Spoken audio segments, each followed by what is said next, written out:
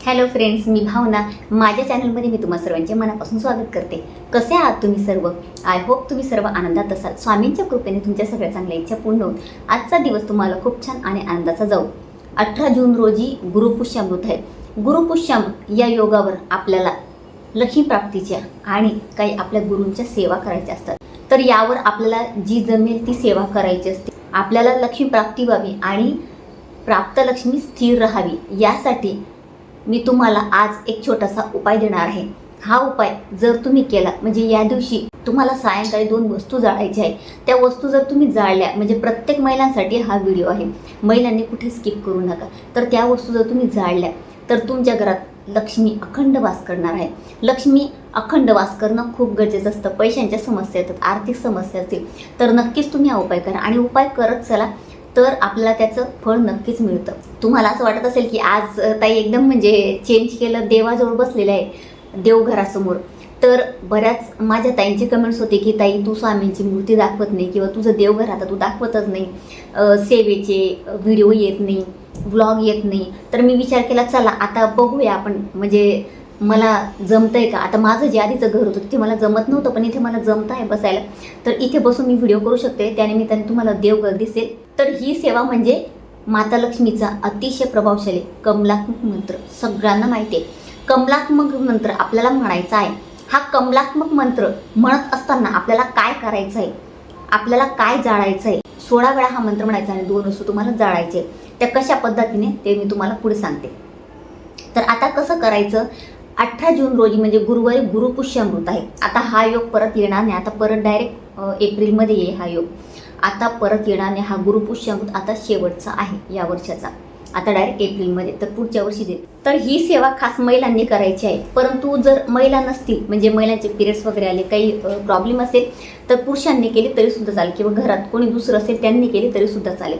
तर तुम्हाला सायंकाळी म्हणजे सायंकाळी 5:30 ते 7:30च्या दरम्यान तुम्हाला हा उपाय करायचा आहे. तर आता हा उपाय करण्यासाठी तुम्हाला कापूर लागणार आहे. 2 कापराच्या वड्या घ्यायच्या. त्याआधी काय करायचं, 5ला आपण सायंकाळी झाडू मारतो बघा घराला, तर स्वच्छ करायचं म्हणजे घर आधी स्वच्छ करायचं. 5 वाजेपर्यंत तुमचा झाडू मारून व्हायला पाहिजे, म्हणजे आपल्याला लक्ष्मीचं स्वागत करायचं आहे.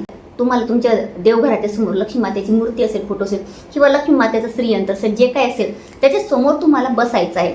दिवा लावायचा. तुमच्याकडे गुलाबाचं फूल असेल तर ते लक्ष्मी मातेला अर्पण करा आणि गुलाबाची अगरबत्ती तुम्हाला लावायची आहे किंवा तुमच्याकडे गुगुळ धूप असेल तो लावला तरी सुद्धा चालेल. आणि हे लावत असताना तुम्हाला कापूर लावायचं, म्हणजे यासाठी तुम्हाला 2 कापराच्या वड्या लागणार आहेत. आता कापराच्या वड्या कशा घ्यायच्या तर भीमसेनी घ्यायच्या. भीमसेनीच घ्यायचा प्रयत्न करा. नसेल तर साध्या वड्या घेतल्या तरी चालेल. मोठ्या वड्या घ्या, जास्त घ्यायच्या आहेत, परंतु भीमसेनी कापूर घ्यायचा प्रयत्न करा.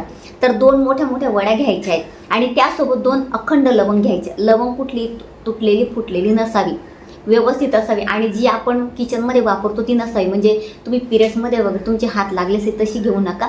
तुम्ही वाटल्यास नवीन आणा आणि ती लवंग तुम्हाला वापरायची आहे.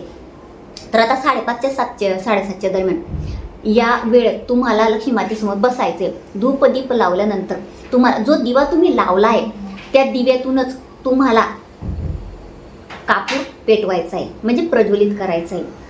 काडी घ्यायची, काडी पेटी किंवा अगरबत्तीची काडी घ्या आणि ती म्हणजे दिव्यातनं डायरेक्ट कापूर जळायचा नाही.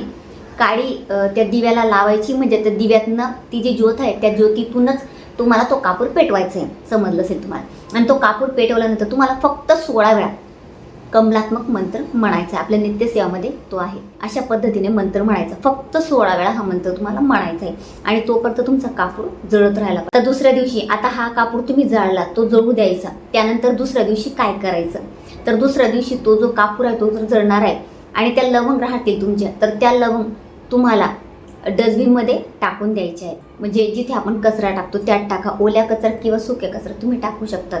अशा पद्धतीने लक्ष्मी प्राप्तीचा हा उपाय करायचा आहे. फक्त 16 वेळा हा मंत्र म्हणायचा आहे. कारण कसं प्रत्येकाला मंत्र म्हणत जमत नाही. जर तुम्हाला 21 वेळा म्हणायचं असेल किंवा 108 वेळा तुम्हाला शक्य असेल एक माळ जप करून, कमळगठ्ठ्याच्या माळ किंवा स्फटिकाच्या माळ तुम्ही म्हणू शकता.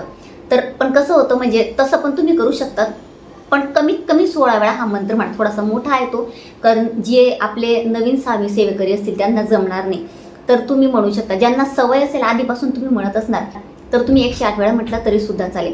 तर अशी ही लक्ष्मी प्राप्तीची सेवा तुम्ही करून बघा. म्हणजे हा उपाय सगळ्यांनी नक्की करा. उपाय करणार तर तुम्हाला अनुभव येणारच आहे. उपाय करून बघा आणि त्यानंतर कमेंटमध्ये सांगा, मी गुरुपुष्यामृतला हा उपाय करत असते आणि तुम्ही सुद्धा करा, उपाय सुद्धा करा. तेव्हाच आपल्या घरात अखंड लक्ष्मी वास करणार आहे. पैशांच्या अनेकांना समस्या येत असतात, बऱ्याच मला कमेंट्स येत असतात, तर तुम्ही कमेंट्स करतात परंतु फक्त व्हिडिओ बघू नका. मी तेच सांगते, व्हिडिओ बघत असताना तुम्ही त्या सेवा ते उपाय करत चला. आणि हा उपाय करायला तुम्हाला मोजून फक्त 5 मिनटं लागणार आहे, जास्त वेळ लागणार नाही. 5 मिनिटाच्या आत सुद्धा तुमचं होऊन जाईल. म्हणजे 16 वेळा फक्त मंत्र म्हणायचं आहे. तर अशी ही अखंड लक्ष्मी प्राप्तीची आणि आपली प्राप्त लक्ष्मी स्थिर राहावी यासाठी हा उपाय आहे, हा सेवा आहे. सेवा उपाय काही म्हणा तुम्ही याला. तर अशा पद्धतीने सगळ्यांनी, प्रत्येक महिलांनी हा उपाय करायचा आहे. आणि कमेंटमध्ये याचे तुम्हाला काय अनुभव येतात मला नक्की सांगा.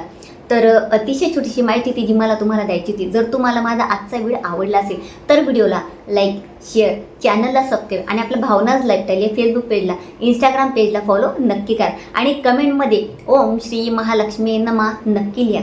पुन्हा भेटूया अशाच एका नवीन व्हिडिओसोबत. तोपर्यंत सर्वांना श्री स्वामी समर्थ.